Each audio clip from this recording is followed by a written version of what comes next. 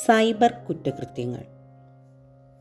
Internet സേവനങ്ങൾ വിരൽത്തുമ്പിൽ ലഭ്യമാകുന്ന ഈ കാലത്ത് സൈബർ കുറ്റകൃത്യങ്ങൾ അനുദിനം വർദ്ധിക്കുകയാണ്. ഒരു നിമിഷത്തെ അശ്രദ്ധ കാരണം ആളുകൾ സൈബർ കുറ്റകൃത്യങ്ങളിലെ ഇരകളോ പ്രതികളോ ആകുന്ന സ്ഥിതിയാണുള്ളത്. പോലീസ് നിരന്തരം സൈബർ ബോധവൽക്കരണ ശ്രമങ്ങൾ നടത്തുമ്പോഴും ഇരകളാകുന്നവരുടെ എണ്ണം ദിനേന വർദ്ധിക്കുകയാണ്. കമ്പ്യൂട്ടറുകൾ, കമ്പ്യൂട്ടർ ശൃംഖലകൾ, ഇൻ്റർനെറ്റ്, സ്മാർട്ട് ഫോണുകൾ തുടങ്ങിയവയിൽ ഏതെങ്കിലുമൊക്കെ ഒറ്റയ്ക്കോ കൂട്ടായോ ഉപയോഗപ്പെടുത്തിക്കൊണ്ട് നടത്തുന്ന കുറ്റകൃത്യങ്ങളെയാണ് പൊതുവെ സൈബർ കുറ്റകൃത്യങ്ങൾ എന്നതുകൊണ്ട് സൂചിപ്പിക്കുന്നത്. ഇത്തരത്തിലുള്ള സൈബർ കുറ്റകൃത്യങ്ങൾ വ്യക്തികളെയോ സ്ഥാപനങ്ങളെയോ സംഘടനകളെയോ സർക്കാരുകളെയോ ലക്ഷ്യമിട്ടുകൊണ്ടുള്ളവയാകാം. മോഷണം, തട്ടിപ്പുകൾ എന്ന് വേണ്ട കൊലപാതകങ്ങൾ വരെ പലപ്പോഴും സൈബർ കുറ്റകൃത്യങ്ങളുടെ പരിധിയിൽ വരുന്നുണ്ട്. ഇൻ്റർനെറ്റോ ഇന്നത്തെ പോലെയുള്ള വിവര സാങ്കേതിക വിദ്യകളോ ഇല്ലാതിരുന്ന കാലത്തുള്ള തട്ടിപ്പുകളും കുറ്റകൃത്യങ്ങളുമെല്ലാം ചെയ്യാനായി കുറ്റവാളികൾ ഇലക്ട്രോണിക് മാധ്യമങ്ങൾ ഉപയോഗപ്പെടുത്തി വന്നപ്പോഴാണ് സൈബർ കുറ്റകൃത്യങ്ങൾ എന്നൊരു പ്രത്യേക വിഭാഗം തന്നെ ഉണ്ടായി വന്നത്. അപകീർത്തിപ്പെടുത്തിയും ഭീഷണിപ്പെടുത്തിയുമുള്ള ഇമെയിലുകൾ, മോർഫ് ചെയ്ത ചിത്രങ്ങളും വീഡിയോകളും, അശ്ലീല ചിത്രങ്ങളും വീഡിയോകളും, അപമാനിക്കുന്ന തരത്തിലുള്ള പോസ്റ്റുകൾ ഇവയെല്ലാം സൈബർ കുറ്റകൃത്യങ്ങളിൽ പെടുന്നവയാണ്.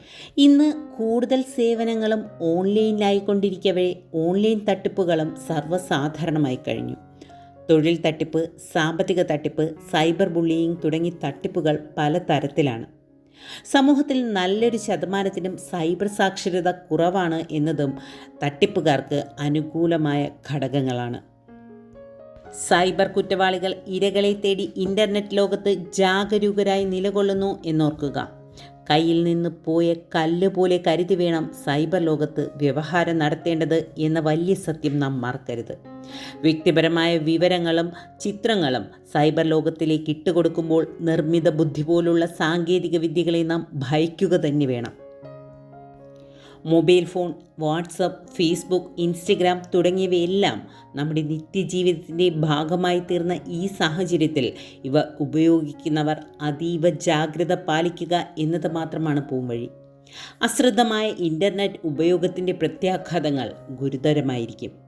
കാലാനുസൃതമായി പുരോഗതിക്കായി നാം ഉപയോഗിക്കുന്ന നൂതന സാങ്കേതിക വിദ്യകൾ നമ്മുടെ ശത്രുക്കളായി മാറാതിരിക്കാൻ നാം ശ്രദ്ധിക്കേണ്ടതുണ്ട്. നിയമവ്യവസ്ഥ കൊണ്ട് മാത്രം പരിഹരിക്കാവുന്ന പ്രശ്നമല്ലിത്. വ്യക്തിസംബന്ധമായ വിവരങ്ങൾ സാമൂഹിക മാധ്യമങ്ങളിൽ പങ്കുവയ്ക്കാതിരിക്കുക, വിശ്വസനീയമല്ലാത്ത ആപ്പുകൾ ഉപയോഗിക്കാതിരിക്കുക, അപരിചിതരുമായി ഓൺലൈൻ സാമ്പത്തിക ഇടപാടുകൾ നടത്താതിരിക്കുക, മുൻകൂർ പണം ആവശ്യപ്പെടുന്ന സമ്മാന വാഗ്ദാനങ്ങൾ സൂക്ഷിക്കുക തുടങ്ങിയ മുൻകരുതലിലൂടെ മാത്രമേ ഈ തട്ടിപ്പുകളിൽ അകപ്പെടാതിരിക്കാൻ സാധിക്കൂ. അതുകൊണ്ട് തന്നെ ജനങ്ങളെ ബോധവൽക്കരിക്കുകയാണ് ഇത്തരം കുറ്റകൃത്യങ്ങളിൽ പെടാതിരിക്കാനുള്ള എളുപ്പവഴി.